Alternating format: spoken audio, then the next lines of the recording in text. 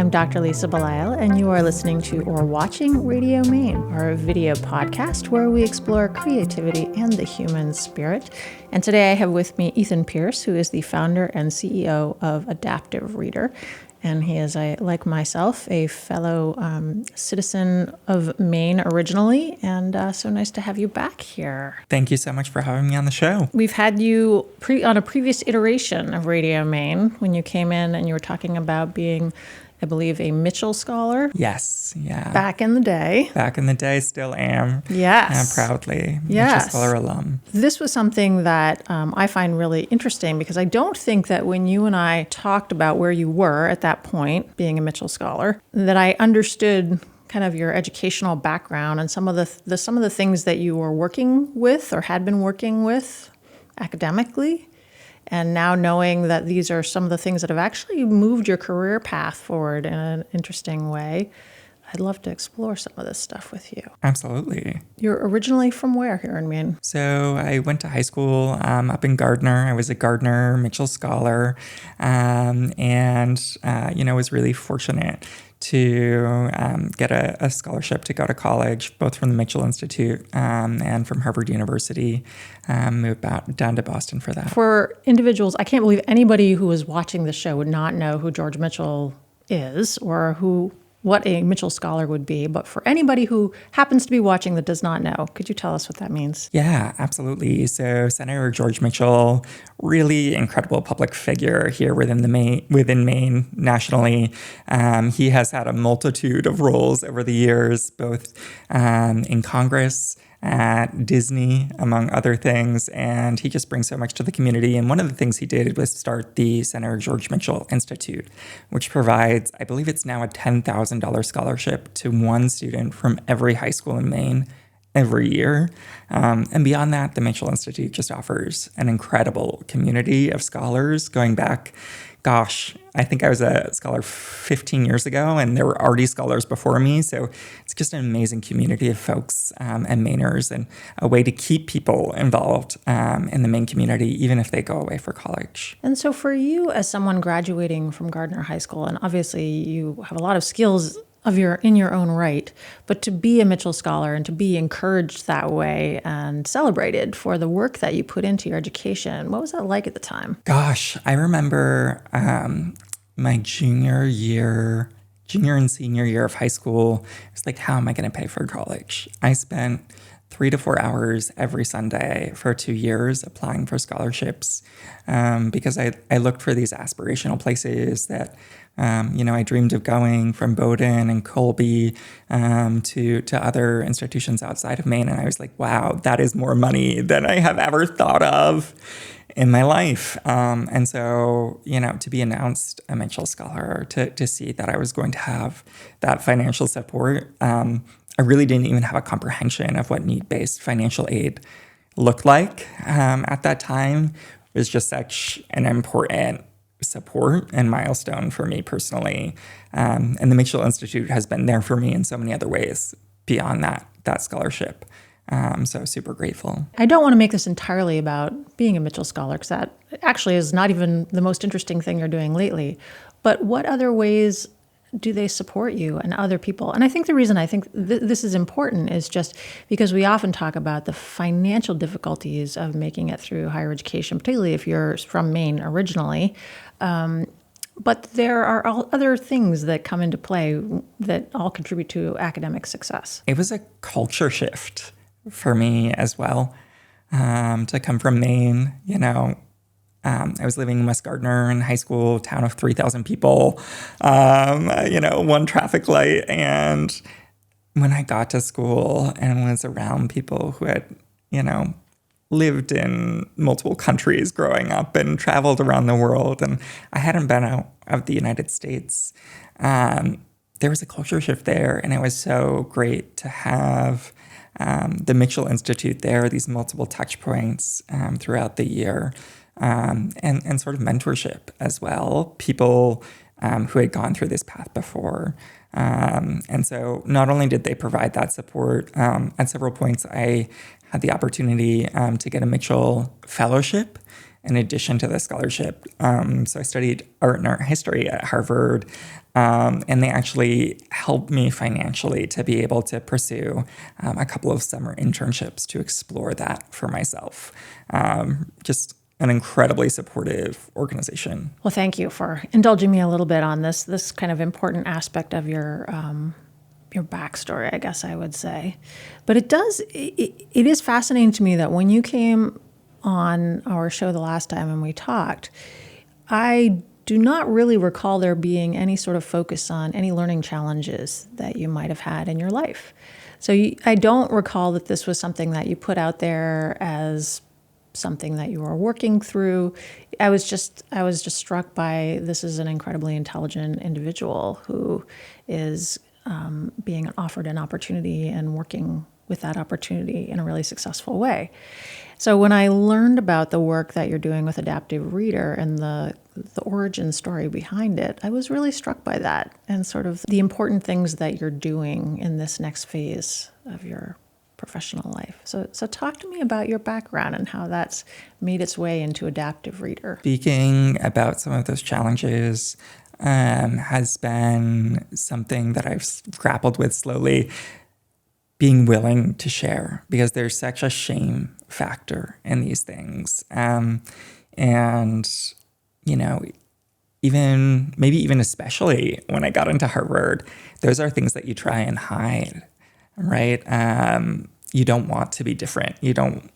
It feels like a sense of weakness or something that you need to sort of tuck away, especially when, you're surrounded by these incredibly intelligent and accomplished individuals who might have had a lot of other opportunities beyond you.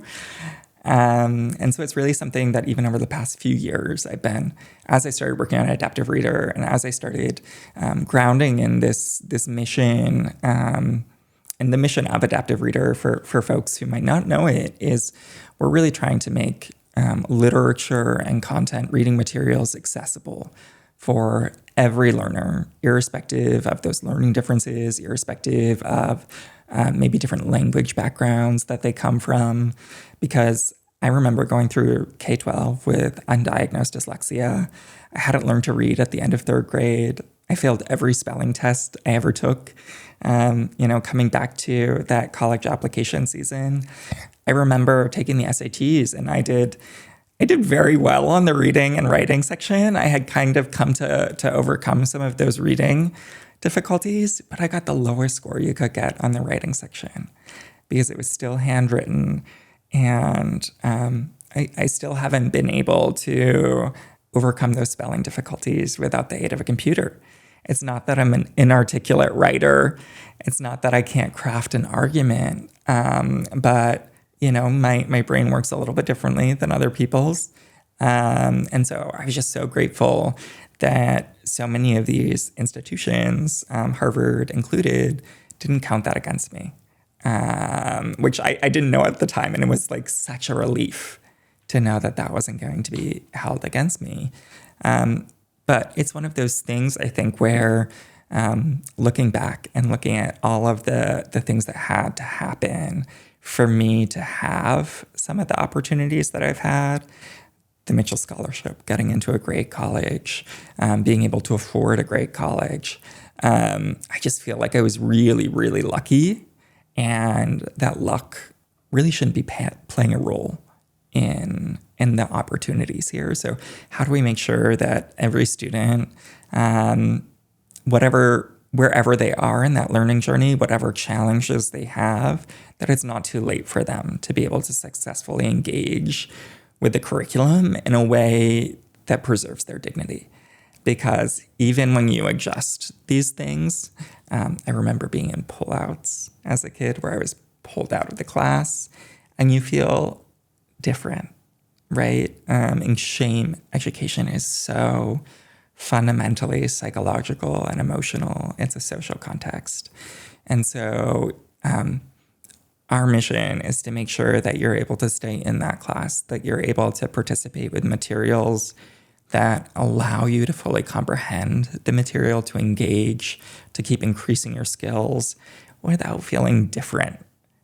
than the other students in the class. I'm so appreciative of this, not only because of the academic, well, we'll just go with success, the academic success that I think is impacted by the ability to have access to appropriately accessible reading materials, but also you brought in a book that is well known to many, Frankenstein, and it's translated into Vietnamese, I believe. And I think to myself, if I hadn't been able to read and read very well and quickly from an early age, my life would have been incredibly difficult. I mean, I just feel like it, well, maybe not difficult, different, because I guess you wouldn't really know one way or the other, right? So, because I think for me, there was a richness in the ability to escape into these other worlds that were created in these books that I would just devour. So when I see a book, like you bring a book in, and I'm like, oh, what's that? I would like to look at that. I can't read Vietnamese, but I mean, just it's so important to have books available to everybody who wants to enjoy them. Does that ever come into your conversations with people? Is the enjoyment of reading made possible by Adaptive Reader? Oh, absolutely. And I think, looking at Maine, right, I think I was reading Portland now has 53 languages spoken in the Portland school system. And this is a small city. It's a big city for Maine, but it is a small city.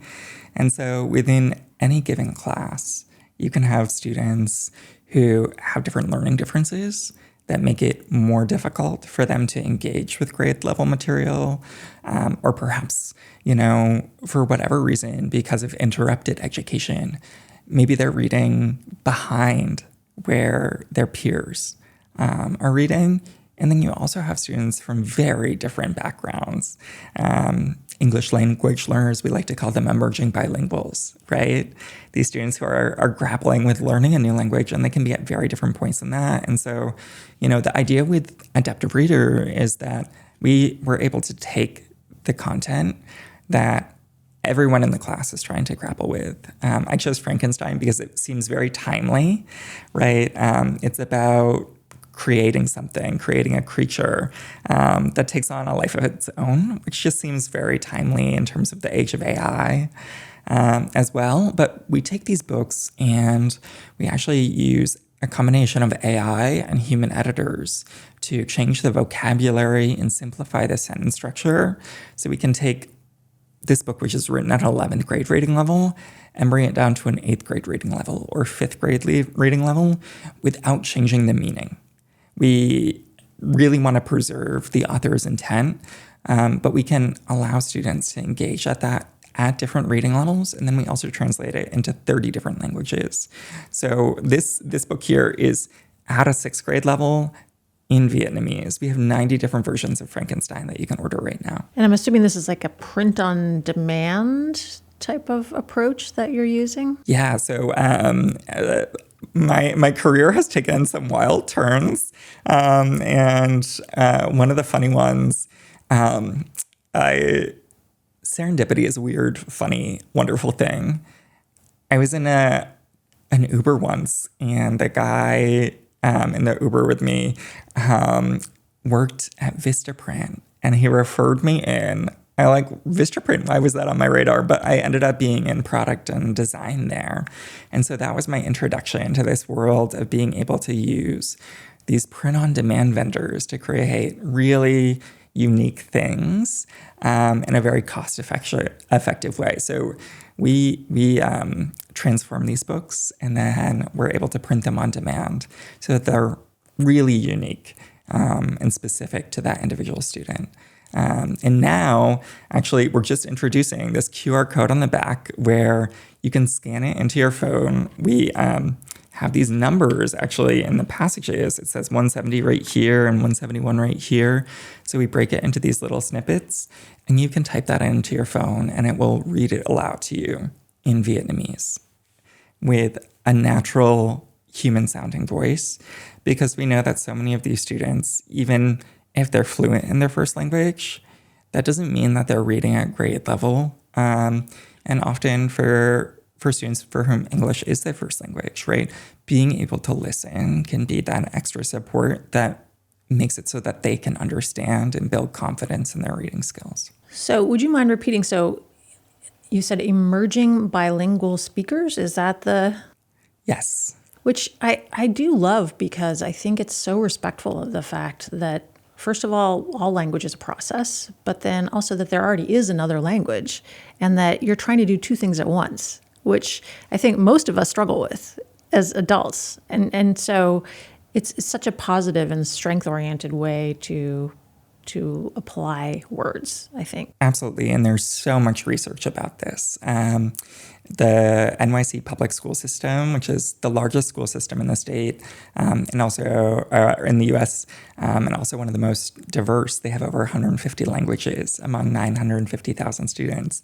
They've really led, from a research perspective, from a practice perspective, how to support these emerging bilinguals. And their approach, and the research was really back this up, is that these bilingual learners benefit so much when you think of their home language, that first language, as a strength, and allow them to keep using that in the classroom for a long time to make sure they're fully accessing the materials and the skills they build in their first language transfer into English, and actually help them support developing that English language vocabulary and fluency. One of the things that I learned about you as we were just coming in is you yourself speak multiple languages.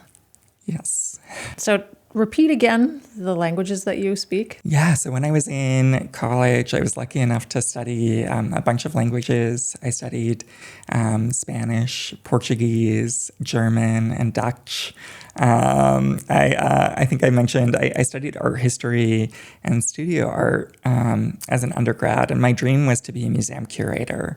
And so did a lot of research in these languages, and that was part of my sort of training as well, was like to be able to understand research and work that had been written originally in those languages in that language.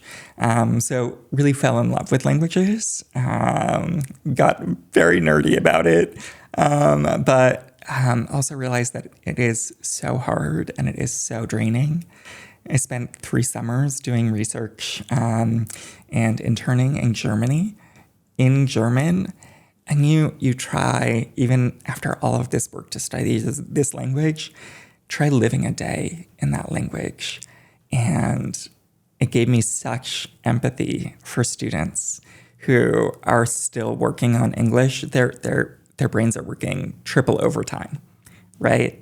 To process, to translate, and to grapple with new concepts that they're learning in school.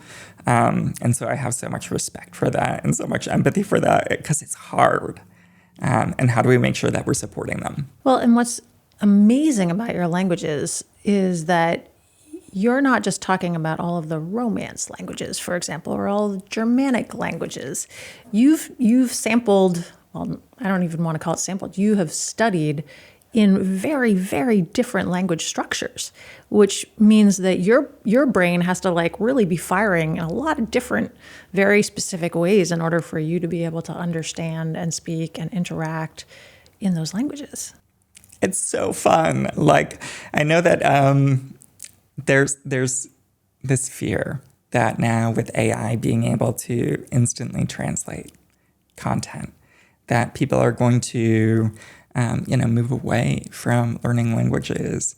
But it's been kind of one of the great joys of my life. After college, I studied Chinese Mandarin and had an opportunity to do some work in China and travel there for a little bit. And it's such a special, incredible thing to be able to, even if you only know like 1,500 words, right? To be able to experience the culture and the people in their language and show the respect that you've taken the effort to meet them where they are. So I don't think that's going to happen. I think people are still going to learn languages, and maybe even more so now than before. I hope so, because when you describe the use of AI and humans to create this product, I think that's the ideal use of AI. Because, I mean, in my field in medicine, many people, because I've written about AI, I think AI is a tremendous tool. And the response to the writing that I put out there is very fear-based. Like, we're going to lose our jobs, we're going to lose our humanity, we're going to lose it's so much about loss.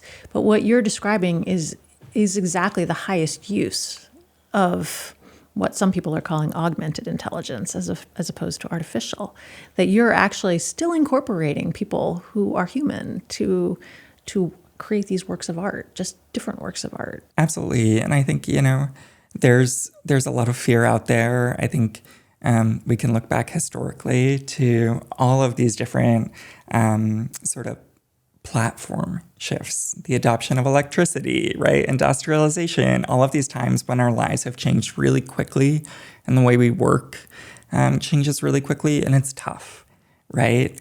And so for me, that was kind of a call to action, actually, when I saw this technology coming out. And I was like, okay, there are going to be a lot of struggles and challenges here.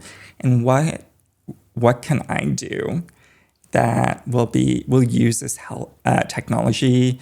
And how can I get out there and do it in the most responsible way possible? And so that's really been a grounding part of our vision and mission for Adaptive Reader, is to make sure that we can do the sort of quality version of this that is really human. And so that's why, from the human in the loop element from our editorial process to little design things like the covers of our books all look exactly the same, so that when students have them in your class, it's not like, oh, that's the 6th grade version of Frankenstein, or, oh, that's the Pashto version of Frankenstein. So we've done, I think, 85 research interviews with educators, interventionists, bilingual coordinators, and experts to think through how can we provide these materials in a way that supports every one of these students? How can we provide these materials so that we're lifting every student up to be able to engage with the original text, because we value the original author's words? Like, I love the craft of that language. It is not about getting rid of that. It is not about taking any of that away. It is about offering as many entry points as we can to make sure that we re-engage learners who otherwise, because of, shame, really, have stopped engaging, have stopped learning. And I don't think it needs to be that way. No, I agree. I mean, I love the idea that you can offer parallel paths, and that somebody can go in and put a number in and they can hear it, but they can also read it at the same time. Because that's the other side of it for me is, the spoken versus, I guess, I don't know what it's called in educational terms, but written language, perhaps, even though it's typed, I guess, is that there's a different artistry to each, right? That what you hear and the syllables and the linguistics around it and what you see, each has its own special benefit. And if it's in different languages, more the better, I would think. Yeah. And, I think we have a digital version of this as well. We do really talk about the print version because there's so much research coming out saying that reading comprehension and retention is much, much higher for students when they're reading print, which is, really interesting within this context of getting kids off screens right now. The research is actually showing that print is super valuable for that. But we have a digital version where I mentioned those passage markers earlier, where it says like 170. So a teacher can say, go to 170. And every student, the kid who's reading in Pashto is at exactly the same point in the story as the kid reading the 6th grade English version. And they can all cross-reference to see, okay, that's what Mary Shelley's original words were here. And so everyone can get exposure to that, while also having access to a version of the text that they can fully comprehend. I know that one of the things that you talked about was getting in a taxi and having an experience with somebody from Vistaprint, but you also had an accident related to, I guess it was an Uber, related to a taxi that also impacted you. So I guess moving vehicles seem to have some sort of import in your life, whatever that looks like. hard to know what the next one will be. But tell me about that. Oh gosh, I've never thought about it like that before. Maybe I should stay out of cars. But no, it was so funny. And again, I sort of think of it as serendipity now, though I certainly didn't at the time. My senior year of college, I had just finished my finals in December for this semester, and I was in a taxi during a snowstorm. And the taxi driver ran a red light going over the BU bridge. And we were T-boned by one of the city snow trucks. Not like a small pickup truck, like one of the towering, massive snow trucks. The cab was totaled. We took out all of the lights over the intersection. And, I came away from that accident with having sustained a pretty significant head injury. And it was a scary moment because it was 3 or 4 months where I didn't know if I was going to be able to read again. Like that, wow, that's a scary moment as an adult, which also gives me so much empathy for people who struggle with reading, like apart even just from my experience of struggling with dyslexia when I was growing up. But that was a really transformative moment. And so actually, instead of graduating that spring, I wasn't able to complete my spring coursework. I had to take a limited set of classes because I wasn't able to make my way through that reading material. So my school year extended into the following school year. And it was such a weird moment because, and weird in a good way, because it just gave me time to explore things outside of art and art history that were very reading oriented for me. And I sort of fell in love with the creative side of technology and its ability to touch so many people. And I was like, wait, this is kind of very artistic, actually. It's very much a creative process. And it's using a different part of my brain, maybe. But I look back at that sort of taxi accident, and I'm like, oh my goodness, I was on my way to do an art history PhD that I would just be graduating right now, and trying to go off and do find my first job. And my life took a very different turn at that point. And I'm so grateful because it's led me to some really wonderful experiences, including Adaptive Reader, which I'm working on now, and gave me the opportunity to build the skills that I'm using for it. I give you so much credit for that because I think being injured in any way is hard, and having worked with many people over many years that have had injuries that are very serious or other setbacks from a physical standpoint are hard.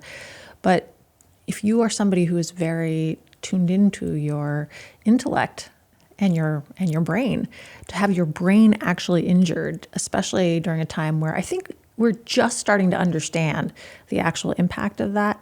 I mean, it easily could have taken a different turn for you. Yeah. Those were a few really scary months. I didn't know when I was going to start thinking like myself again or feeling like myself. And I didn't know what new limits it could impose upon me. And so, I'm really grateful that, I made a full recovery from that. And not everyone does. And that's also, something that I'm very conscious and aware of. But it comes back again, always to accessibility for me, which is right. Like at so many points in my life had these impediments or opportunities where I could have had limitations on me from these challenges. And I've been so lucky to have teachers lean in and support me through those, family support me.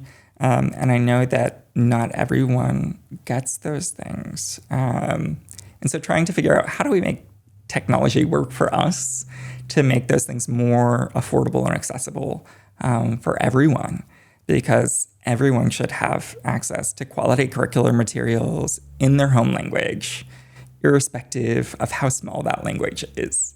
I know we talked to a school system in South Dakota, and we translated some books into Lakota for them.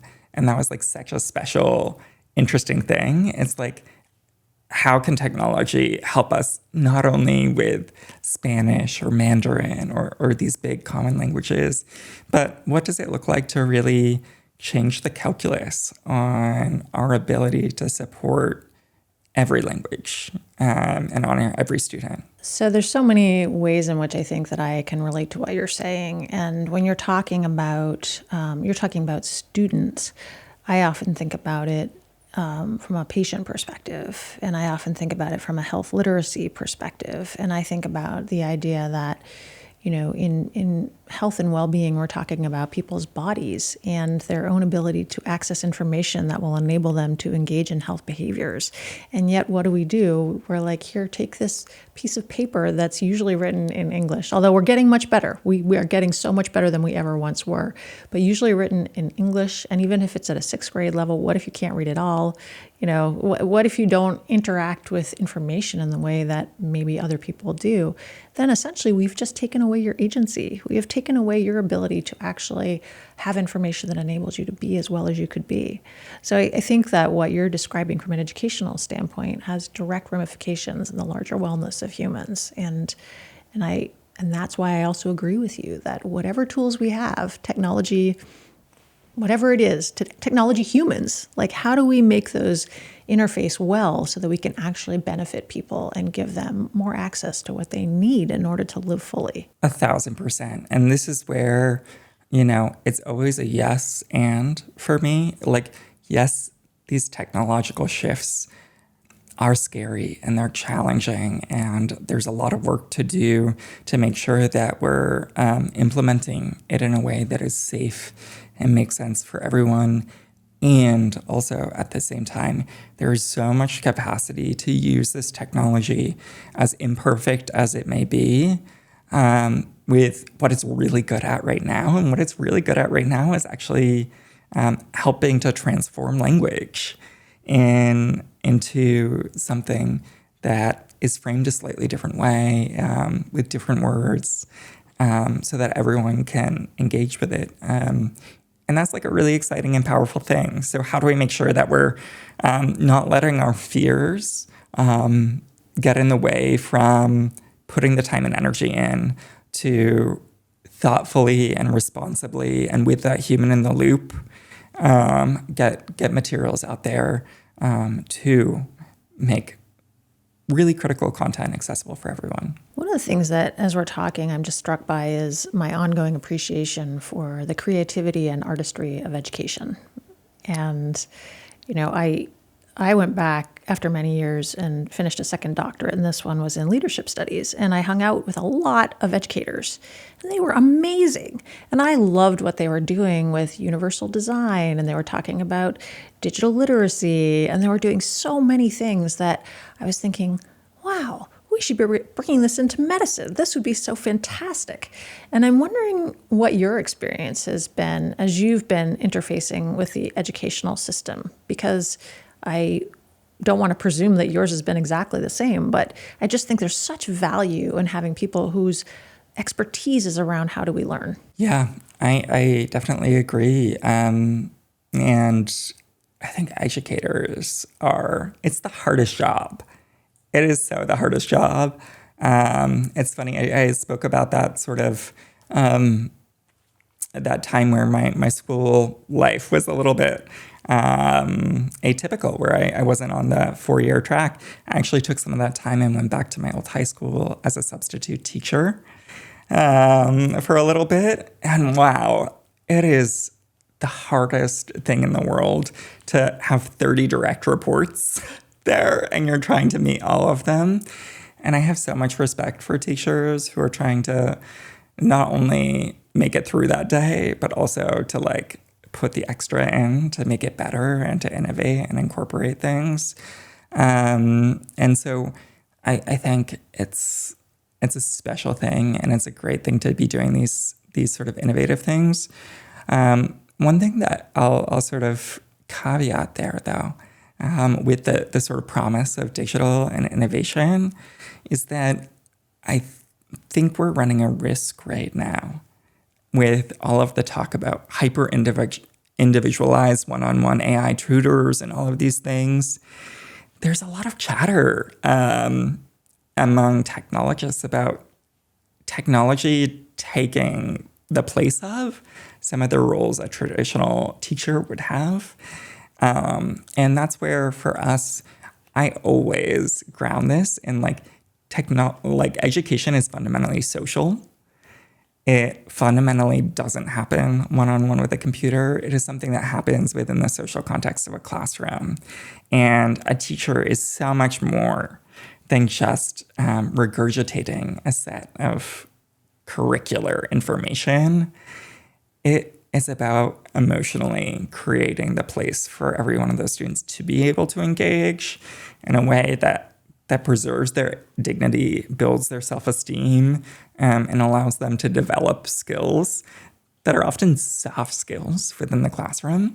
And so that's another reason that we say paper is powerful, because I think when you get kids off of computers and engaging with that teacher and with one another, especially if you're able to layer in some of the amazing supports that technology can bring from a differentiation perspective in terms of making things accessible for each student, that's where real magic happens. Yes, I absolutely agree with you. And I think I could probably take exactly what you said, not that I would, not that you've copywritten it or anything, and I could say exactly the same thing for so many other types of fields that are undergoing this real sense of fear that their jobs are going to be replaced.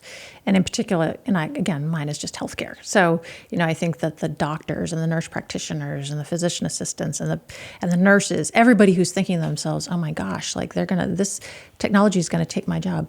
Absolutely not. I mean, patients don't come to see us because they want to interact with a screen. They want to build a trusting relationship. So I would say that wellness and health are also a social activity. And I love that you have this as part of your it's sort of inculcated into the work that you're doing right now with Adaptive Reader, because it's so respectful of what humans bring to the table. And we need to be aware of that as we move forward with this. Absolutely. And I think, medicine is one of those areas that I have a lot of hope for. With this, I have, several friends who are doctors, and they lament to me how much time they spend writing notes up from their visits versus being able to work with their patients. Because it is a social thing at the end of the day.